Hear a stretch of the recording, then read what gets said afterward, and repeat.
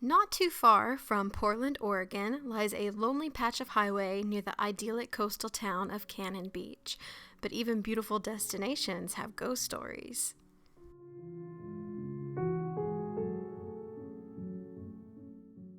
The Bandage Man of Cannon Beach is a phantom of a man, completely wrapped in bandages, that's said to be seen wandering Highway 101 in Oregon, just off the coast of Cannon Beach.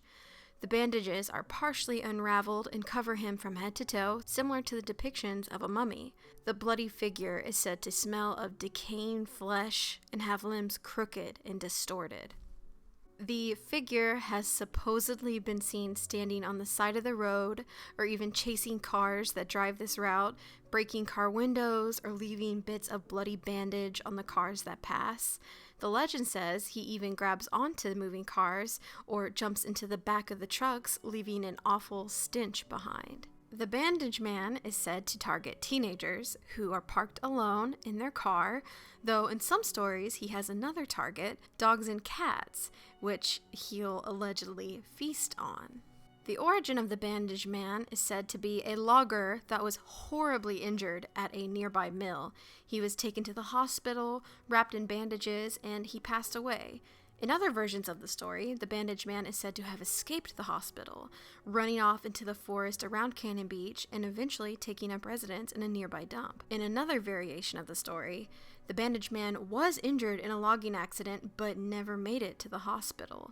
The ambulance carrying him was buried in a landslide, and when rescue workers uncovered the vehicle, the logger had vanished, but not before being wrapped entirely in gauze. This story made its first appearance in the 1960s and was most likely just a spooky story told around beach bonfires to teens weaned on monster movies, and that's probably why he has a mummy appearance.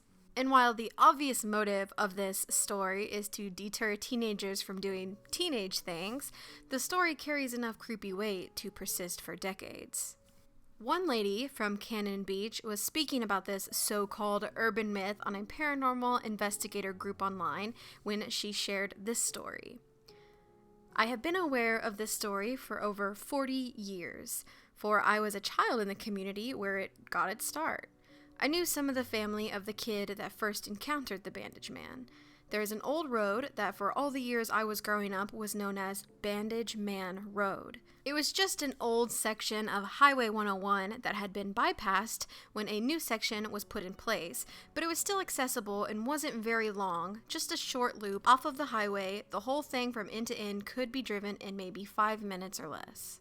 This loop of road was a popular place for local kids to go, park, and make out, and that was around 1960 through 1961. And this is where the story gets crazy. The woman said, one night, 2 of the local kids were up there doing just what teenage boys and girls do when they are parked on dark, lonely roads. The boy had an old Chevy pickup, and him and his girl were sitting in the cab. All of a sudden, they felt the truck start to lean like something was moving around in the bed of the truck. They turned and they looked out their rear window, and there, looking back, was a bandaged face with only some weird-looking eyes showing through the eye holes in the bandages. The bandaged figure started beating on the glass and on top of the cab. The kid started his engine, got it in gear, and tore out of there, his girlfriend screaming in terror as the man in the back continued his pounding. Any of you have been to Bandage Man Road or Cannon Beach know how curvy the roads are, and to drive them at a high speed is very dangerous. On they went. After what seemed an eternity, they made it to downtown Cannon Beach, where the boy's family owned a service station that they lived next door to in a greenhouse. Once they got there, they looked in the back, and the Bandage Man figure was nowhere to be seen. While there is very little information about this cryptid, and none of which is verified, the stories have stayed intact for decades and will continue to be told around campfires on cold autumn nights. After all, everyone loves a good ghost story.